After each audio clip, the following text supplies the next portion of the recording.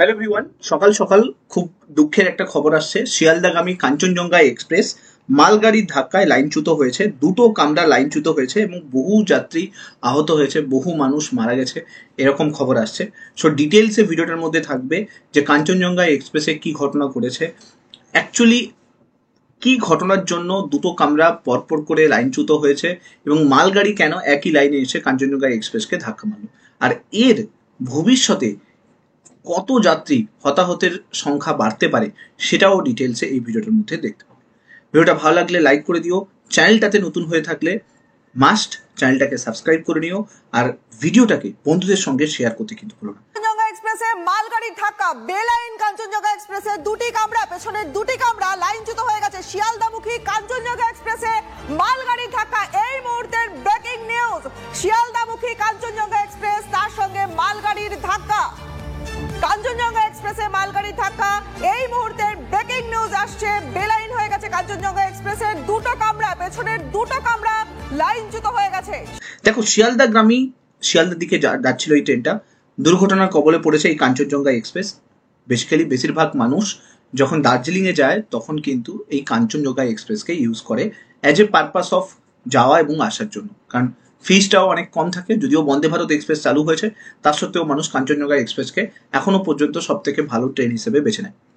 এখন প্রবলেম কি হয়েছে, মালগাড়ির ধাক্কায় ট্রেনের পেছনের দিকে দুটো কামরা লাইনচ্যুত হয়েছে বলে খবর পাওয়া যাচ্ছে। বহু যাত্রী আহত হয়েছে, চলছে উদ্ধার কাজ। সিপিআরও জানিয়েছে, মানে ট্রেনের যে সিপিআরও থাকে তিনি জানিয়েছেন যে দুজনের এখনো পর্যন্ত মৃত্যুর খবর মিলেছে, বাট মৃতের সংখ্যা আরো বাড়তে পারে। অন্য একটা সূত্রে জানাচ্ছে যে এখনো পর্যন্ত 5 জনের মৃত্যু হয়েছে।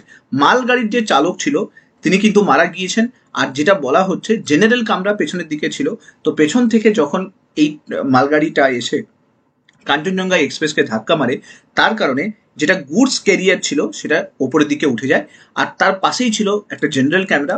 সেই জেনারেল কামরার কি সিচুয়েশন সেটা ভিডিওতে দেখতে পাচ্ছ। দেখো, নিউ জলপাইগুড়ি স্টেশন থেকে সোমবার দিন নির্ধারিত সময় কিন্তু রওনা দিয়েছিল এই কাঞ্চনজঙ্ঘা এক্সপ্রেস। নিজবাড়ি আর রাঙ্গাপানি স্টেশনের মাঝে এই দুর্ঘটনা ঘটে এবং পেছন দিক থেকে একটা মালগাড়ি এসে সজোরে ধাক্কা মারে। নর্মালি দার্জিলিং ট্রেনগুলো যেগুলো আসে সেগুলো মোরলেস 120 থেকে 130 কিলোমিটার স্পিডে থাকে, আর সেই সময় পেছন দিক থেকে মালগাড়ি একই লাইনে এসে পেছন দিক থেকে ধাক্কা মারে।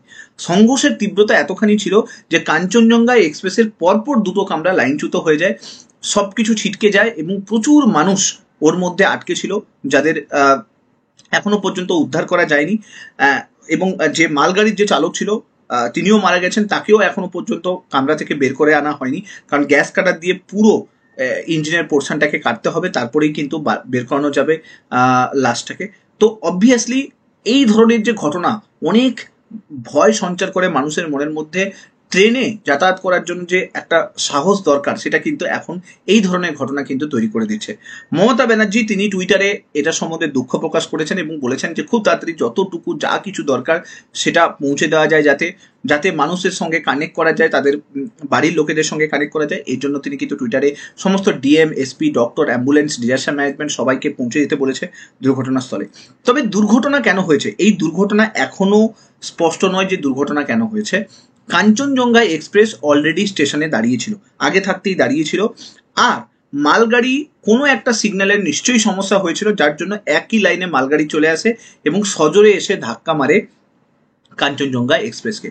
যদিও বলা হচ্ছিল তো দার্জিলিংয়ে অলরেডি 2-3 দিন ধরে বৃষ্টি হচ্ছিল, আর বৃষ্টির কারণে ওখানকার যে আবহাওয়া সেটা কিন্তু খুব একটা ভালো ছিল না।